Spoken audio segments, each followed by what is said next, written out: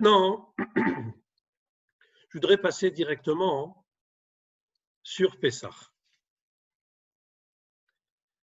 Le Rabbi ramène dans deux endroits, dans l'Ikouté Sichot, dans Chelek Yudzaïn, un mot de 71, page 71, et dans Chelek Lamed Aleph, page 10, qu'au moment de la sortie d'Égypte a eu lieu la naissance du peuple juif.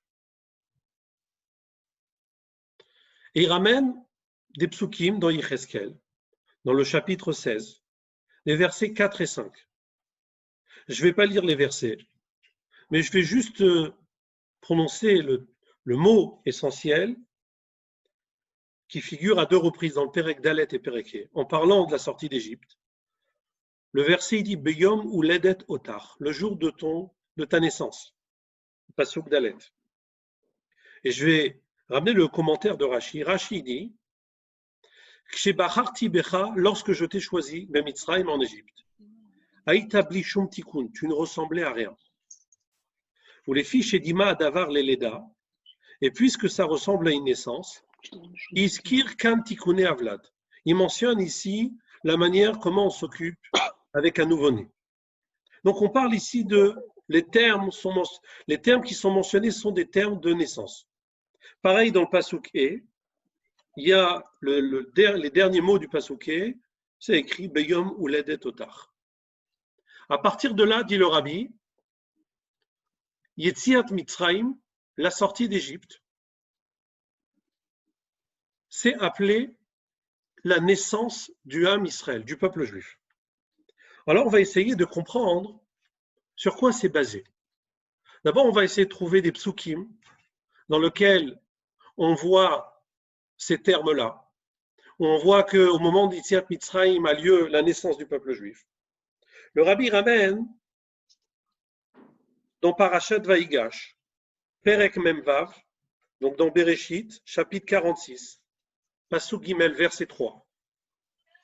Le verset il dit, lorsque Dieu s'adresse à Yaakov, lorsqu'il est temps qu'Yaakov descende en Égypte rejoindre Yosef, alors Kadosh Baruch Hu, il dit à Yaakov, ne crains pas. Pourquoi? Les Goy Gadol Asim Chasham Bemitzrayim. Dieu lui dit, je suis le Dieu de ton père, ne crains pas, ne descends en Égypte, car je te ferai devenir une grande nation. Et le Rabbi s'arrête sur le fait que c'est marqué, les Goy Gadol Asimcha Sham Bemitzrayim. Quand est-ce que tu seras une grande nation? Quand est-ce que tu seras une nation? Tout simplement, ça sera Sham Bemitzrayim, là-bas en Égypte.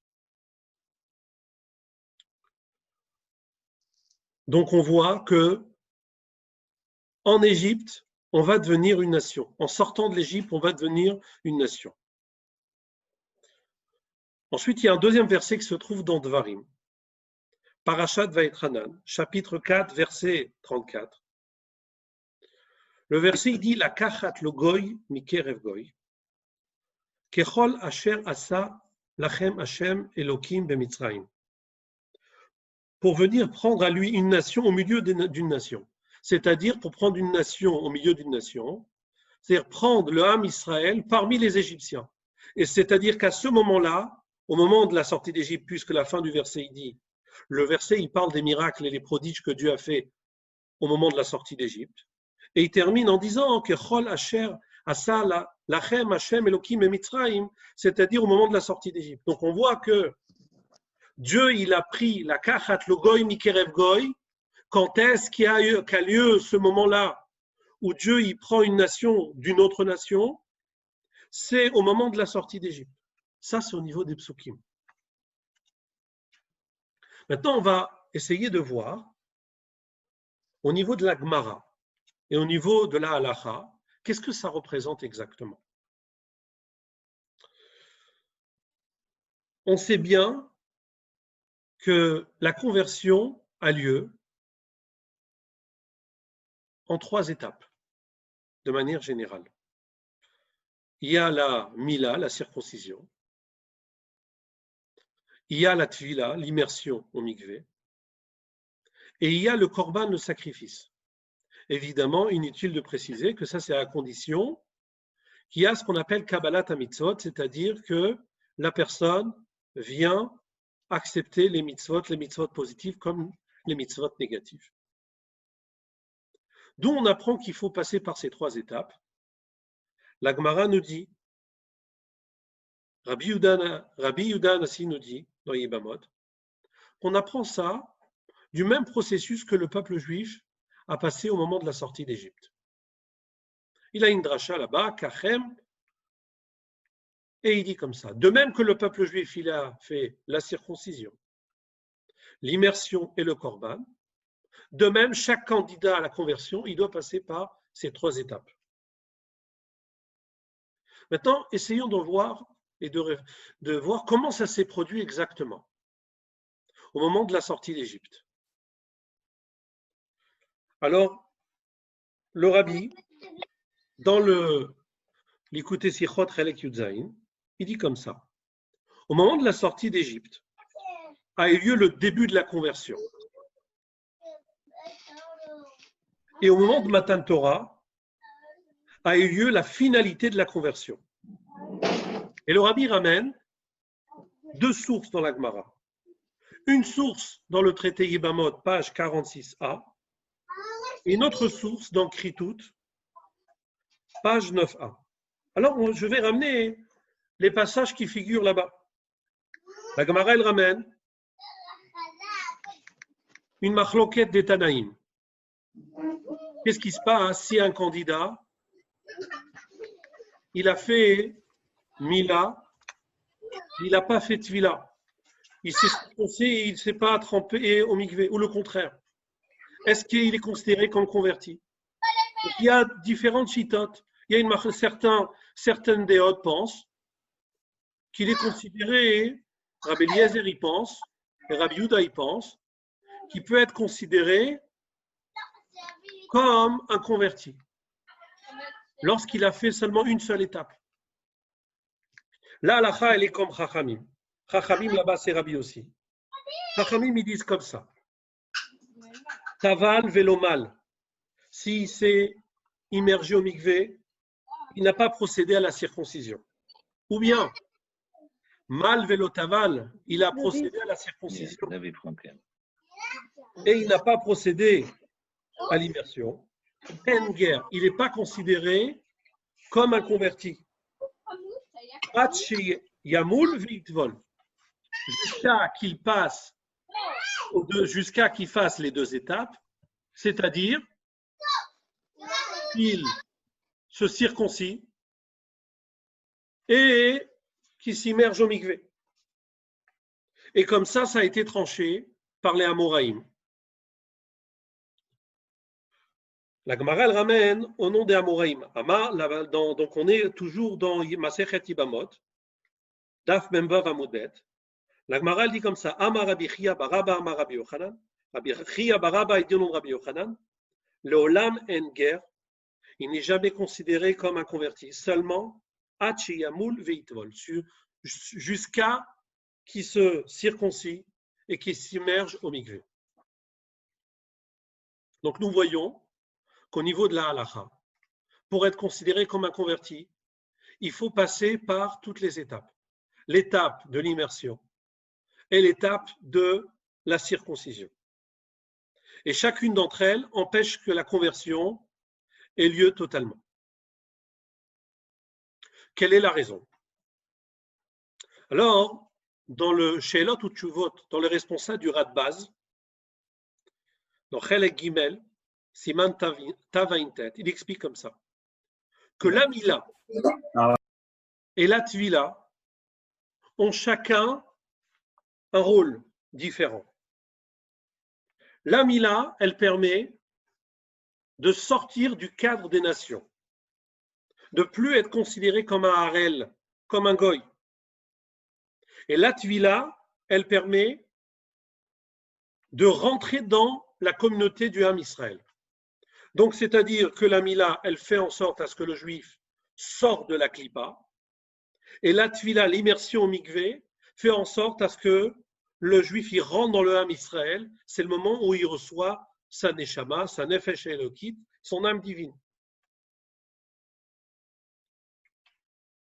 Donc là, on voit, qu'est-ce qu'on voit de cette Gemara? Qu'il faut les deux étapes, la Mila et la Tvila, l'utilité de chacune.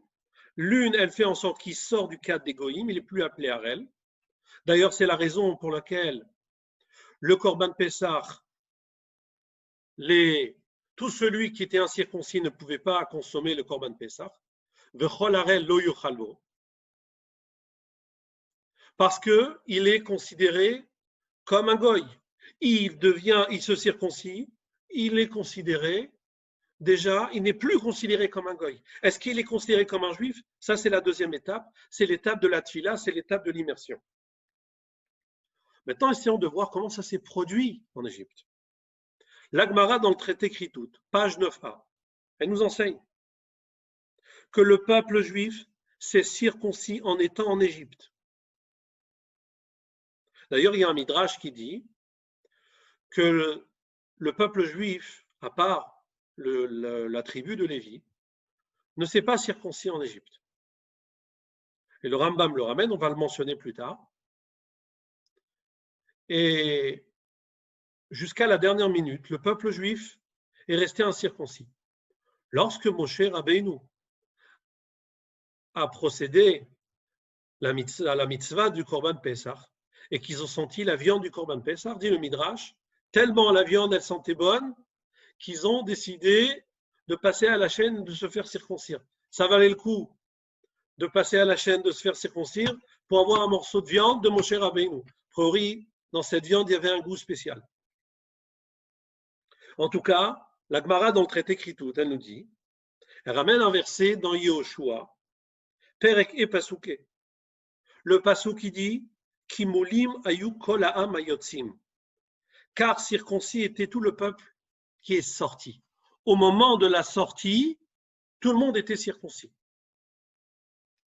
La Gemara, elle ramène un deuxième verset, un verset qu'on mentionne dans la Haggadah. Vaevor alaïch, je passais près de toi. Vaerech, je t'aperçus. Mitboseset bedamaïch, baigné dans ton sang. Vaomar lach, et je te dis, bedamaïch haï, vaomar lach bedamaïch haï. Et je te dis, vis dans ton sang, je te dis, vis dans ton sang. On voit, nous dit la Gemara, que c'est marqué bedamaïch au pluriel, le sang au pluriel. À quoi ça fait référence? Ça fait référence aux deux mitzvot que l'âme Israël a reçus en sortant d'Égypte. Le dam du Korban Pessah, le sang du Korban Pessah, et le dam Mila, et le sang de la Mila. D'ailleurs, vous connaissez sûrement ce fameux Rashi, dans Parashat Bo, Perek Yudbet Pasuk Vav.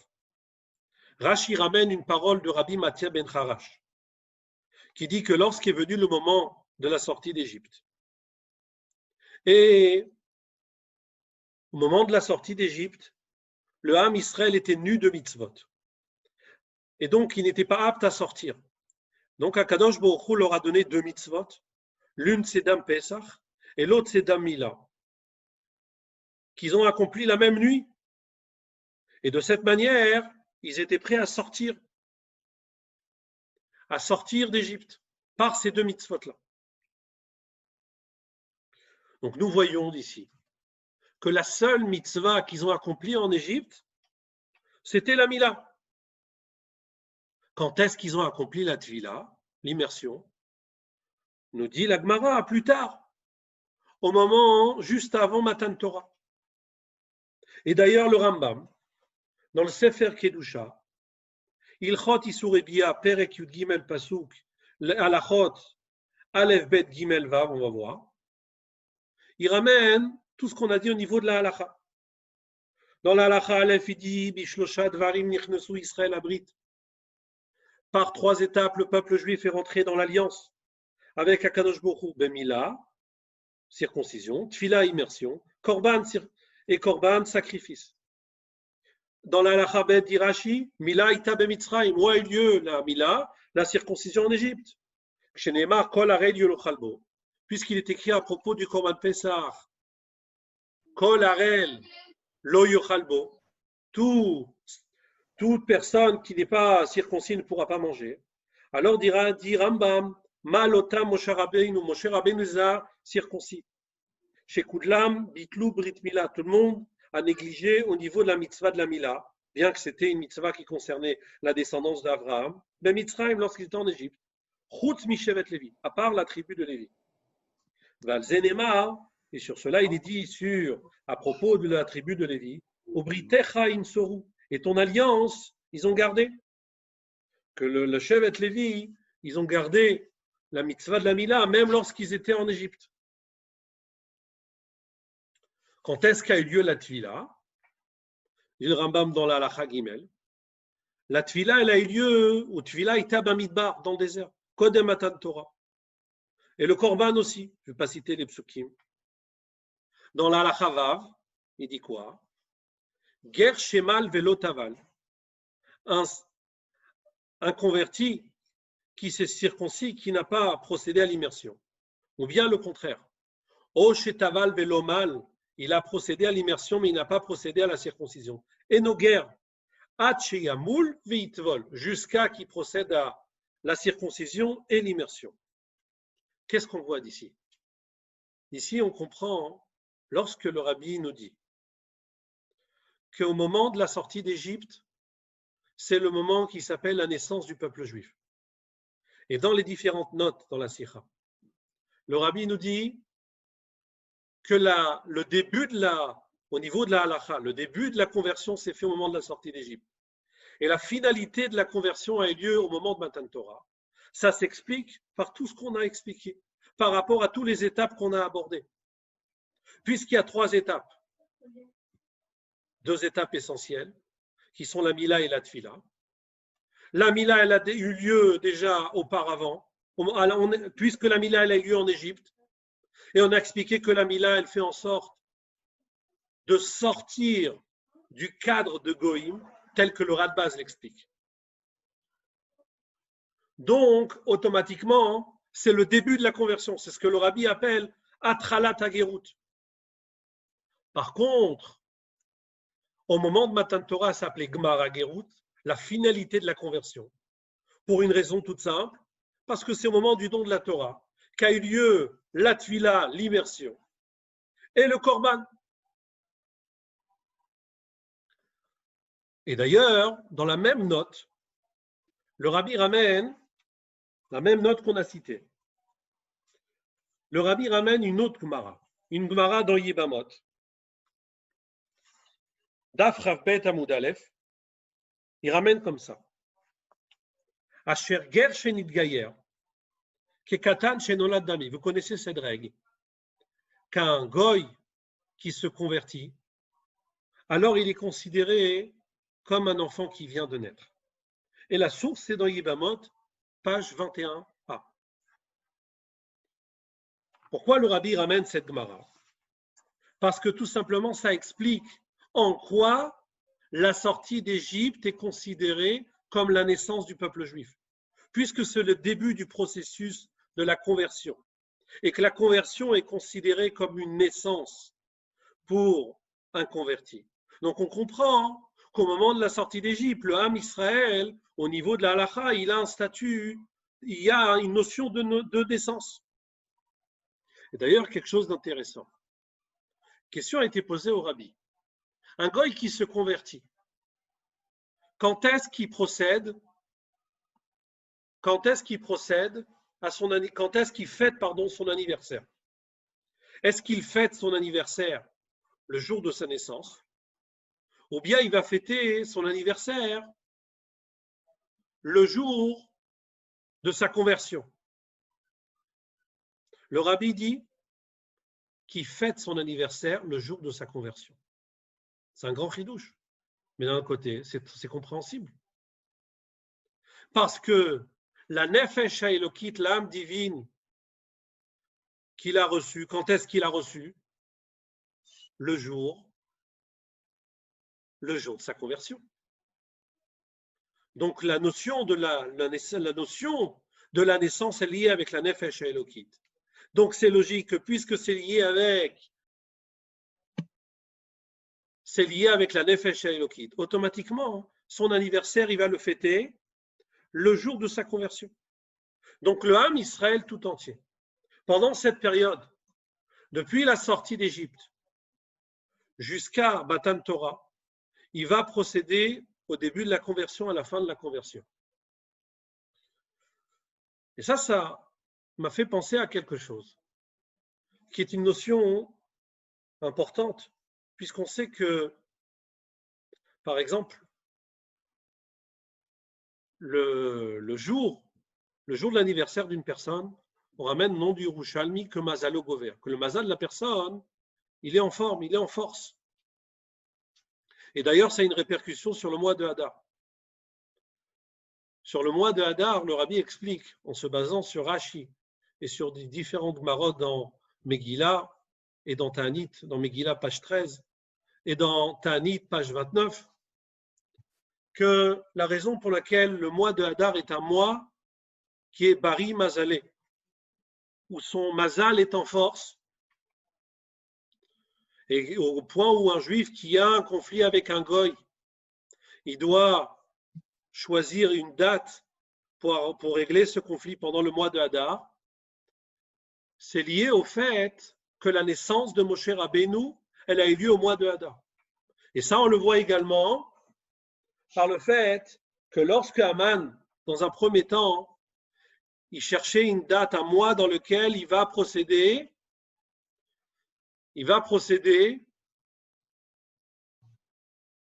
à l'extermination du Ham Israël. Et il a cherché chaque mois. Et dans chaque mois, il y avait quelque chose de positif dans le Ham Israël, où il s'est dit que ce n'est pas le bon mois. Lorsqu'il est arrivé dans le mois de Hadar, et il a vu que dans le mois de Hadar, c'est le mois où Moshe Rabbeinu est mort, est décédé, et Niftar. Il a dit, ça c'est le bon mois. Ça c'est le mois où le mazal du Ham Israël, il est en faiblesse. C'est ce mois-là qui est bon. Dit Rashi, il ne savait pas que c'était également le mois. C'était également le mois où Moshe Rabbeinu, les enfants, c'était également le mois où Moshe Rabbeinu est né. Et donc le fait que c'était le mois où Moshe Rabbeinu est né, dit Rashi, Kedai Yom Aleda, Sheyichaper Al Yom Amita. Ça vaut le coup le jour de la naissance pour pardonner le point négatif qu'il y a le jour de la disparition d'un homme.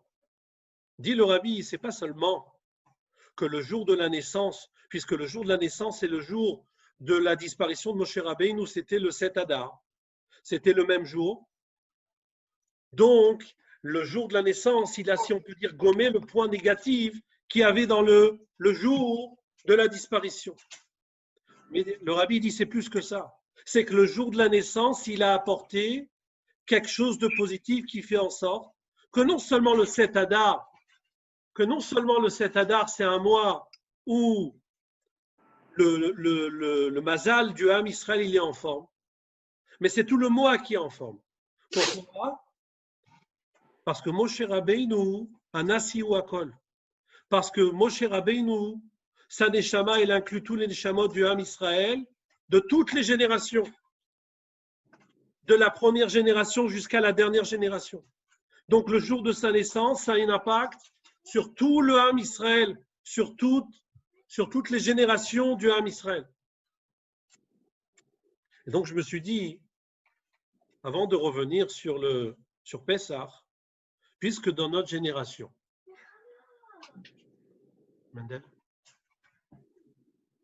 puisque le jour de l'anniversaire du Nassi de notre génération, c'est le 11 Nissan. Donc ça veut dire qu'en ce qui concerne nos Neshamot, le jour où le Mazal est en forme, c'est le mois de Nissan, puisque c'était le 11 Nissan. Ça, c'est le premier point. Le deuxième point, c'est que par rapport à Pessah, puisque nous sommes en train de dire que la fête de Pessah, c'est la naissance du Ham Israël. Donc, si c'est la naissance du Ham Israël, ça veut dire que le mazal du Ham Israël est en forme.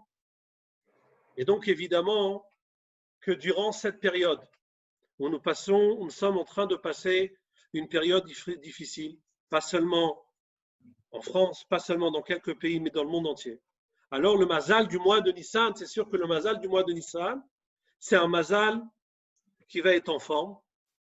Et d'ailleurs, on voit que Rashi dit dans Ta'anit, Yemen Nissim Hayu Lavoteinu Purim ou Pesach, que grâce à l'anniversaire de Moshe Rabbeinu, qui a eu lieu le Zayin Adar, ça a eu un impact que Moshe Rabbeinu, il a ramené Yetziat Mitzrayim. Donc le mazal de Moshe Rabbeinu, il a ramené Geulat Mitzrayim et également la Yeshua à l'époque de Haman et Mordechai. Ça, c'est un deuxième point que j'ai voulu aborder ce soir. Et je voudrais juste peut-être finaliser cette idée. Qu'est-ce qui explique que le Ham Israël devient une nation au moment de Yetziat Mitzrayim, au moment de Matan Torah? A priori, on voit dans le Rambam, dans Ilchot Avodah Zara, que nous étions déjà une nation à partir de Avraham Avinu. Avraham Avinu, par le fait qu'il a créé une population de personnes qui croyaient en Dieu, qui étaient monothéistes, il a créé une nation. Alors, comment on peut dire qu'au moment de Yetziat Mitzrayim, c'est là où il y a eu une création d'une nouvelle nation. Cette nation, elle existait depuis Avraham Avinu. Que s'est-il passé? Le Rabbi explique dans le Chelek Lamed Aleph, Sicha Parashat Shemot, la deuxième Sicha. Il dit la chose suivante. Il dit, au moment de la sortie d'Égypte, au moment, Avraham Avinu, il a créé une nation par lui-même. C'est-à-dire que ça vient du bas vers le haut. Par les efforts qu'Avraham Avinu a fait de rassembler une population qui avait un point commun. Et cette population, elle avait comme point commun de croire en Dieu, contrairement à toute l'humanité à cette époque qui n'était pas monothéiste. Mais ça, c'est une nation qui a été créée par le bas. Au moment de Yetziat Mitzrayim, au moment de Matan Torah, là, en vérité, le Ham Israël, il n'a rien de spécial. Au point où on a vu qu'au moment de la sortie d'Égypte, le peuple juif est nu de mitzvot. Kadosh Baruch Hu, il a besoin de leur donner 2 mitzvot, Dam Mila et Dam Pessah, pour faire en sorte qu'ils soient méritants. Au point où vous connaissez tous le Midrash, que lorsque le Ham Israël il va avoir lieu juste avant Kriyat Yam Souf, et les Mitzrim vont poursuivre le Ham Israël, alors c'est marqué que les Malachim ils ont dit à Kadosh Baruch Hu, pourquoi sauver le Ham Israël? Quelle différence entre le Ham Israël et les Mitzrim? Alalou Ovdei Avodah Zara, Alalou Ovdei Avodah Zara. Les uns, c'est des idolâtres, et les autres, c'est des idolâtres. D'ailleurs, le Rambam, dans l'Ilchot Avodah Zara que j'ai cité, il dit comme ça, jusqu'à que le peuple juif est resté longtemps en Égypte.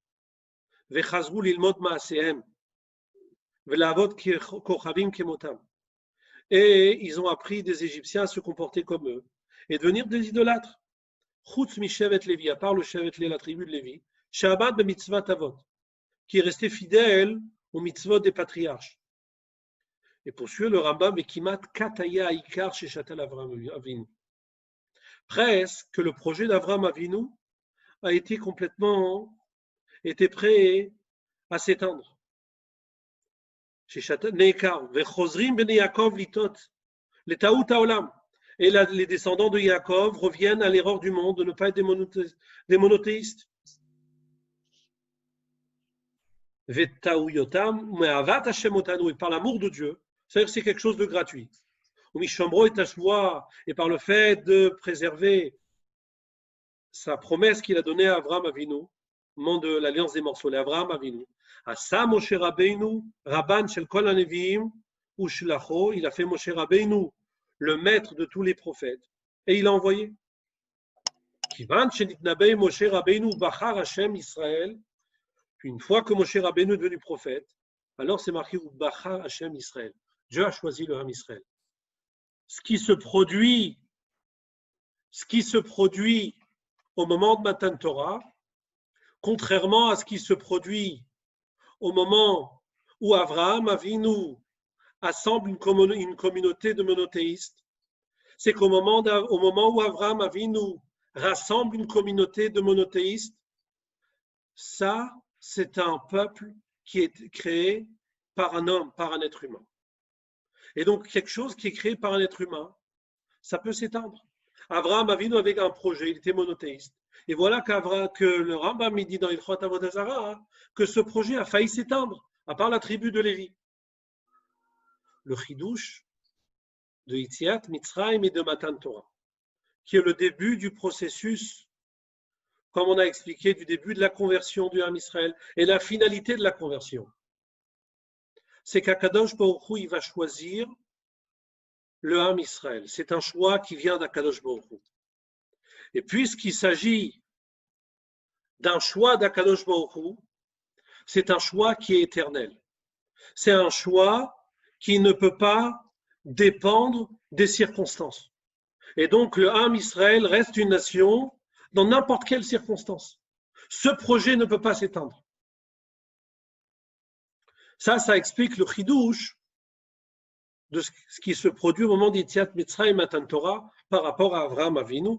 Et par cela, on finit ce qu'on a abordé auparavant.